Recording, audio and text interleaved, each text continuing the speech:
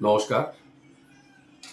বর্তমান সময় এই 26শে আগস্টের পর থেকে অনেক কিছু পরিবর্তনের সময় হয়তো হতে পারে।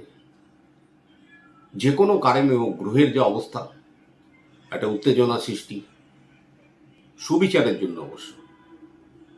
কারণ বছরটা শনি দেবে, তাই জন্য যে কোনো এক্সাইটমেন্ট হবে সেটা আপনার ইন্টিগ্রিটির উপরে বেস করে সেই রকম ক্রাইসিস তৈরি হতে পারে। এবং সেই জিনিসটা দেখুন, যখন দেশের উপরে আসে, মানব জীবনেও আসবে, প্রতিটা মানুষ ভোগ করবে। প্রতিটা মানুষের দেখবেন একটা মঙ্গলের আর শনির একটা অদৃশ্য প্রভাব এই বছরের জাস্ট এই 26 আগস্টের পর থেকেই প্রত্যেকেই ফেস করবেন। আমরা আমাদের ব্যক্তিগতভাবে যেগুলো একটুখানি এই সমস্যা থেকে দূরে থাকতে পারি, তার জন্য কয়েকটা কথা আজকে বলতে যাচ্ছি।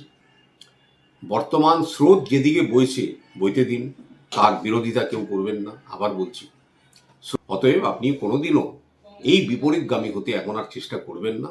করলে কিন্তু অকারণে শত্রুতার সৃষ্টি করবে। অতএব ওই জায়গা থেকে বিরত থাকুন। এবার আমাদের জীবনে মঙ্গল শনি যুগ্ম প্রভাব কি করতে হবে? এর পরিত্রাণের কিন্তু পথ ভাই একটাই, জয় শ্রীরাম আর হনুমানজি। হনুমান চালিসা সঠিকভাবে নিয়মিতভাবে বাড়িতে পাঠ করা অভ্যেস করুন। পারলে হনুমান চালিসা বইটা হাতে নিয়ে, পারলে, না পারলে কোনো অসুবিধা নেই। হনুমান চালিসা পাঠ করার সময় যে ভুলগুলো মানুষের সাধারণত করে থাকে, সরাসরি হনুমান চালিসার চৌপায়ে চলে যায়। জয় হনুমান এখানে কোনো সাগর জয় এই কপিস হলে পূজা করে, ভাই হবে না। হনুমান চালিসাটা অ্যাক্টিভেট হবে না এভাবে।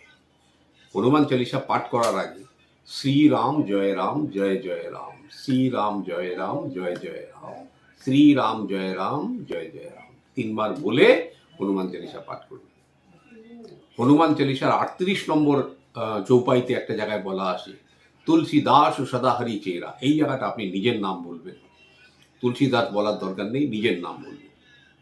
হনুমান চালিসার বিভিন্ন সেকশনে দেখবেন, না সে রোগ হরি সব পীরা, জপত নিরন্তর হনুমত বীরা, সংকট সে হনুমান ছুড়াবে, মনক্রম বচন ধ্যান জলাবে।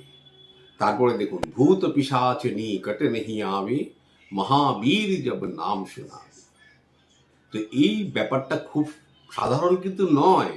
হনুমান চালিসা যারা নিত্য পাঠ করেন তাদের জীবনে অনেক কিছু সংকট আসবে তো বটেই, সে আবার চলেও যাবে। অতএব হনুমান চালিসা কিন্তু খুব সাধারণ বস্তু নয়, কেন তার মধ্যে একদিকে শিব শক্তি আর একদিকে বিষ্ণু শক্তি, সবই কিন্তু তার মধ্যে আছে।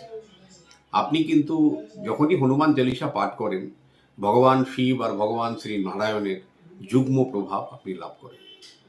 সর্বশেষে যখন হনুমান চালিসা শেষ করবেন, তখন আবার বলবেন শ্রীরাম জয় রাম জয় জয় রাম, এটাও 3 বার বলবেন, আর প্রভু শ্রীরামের উদ্দেশ্যে প্রণাম করবেন। সেই দিন থেকে দেখবেন হনুমান চালিসা কিন্তু আপনার জন্য অ্যাক্টিভেটেড অবস্থায় থাকবে। আদারওয়াইজ আপনি নর্মালভাবে যে পাঠ করছেন সেটা করতেও পারেন। অ্যাক্টিভেট হওয়া হনুমান চালিসা অনেক বেশি কার্যকর। নমস্কার, সবাই ভালো থাকুন।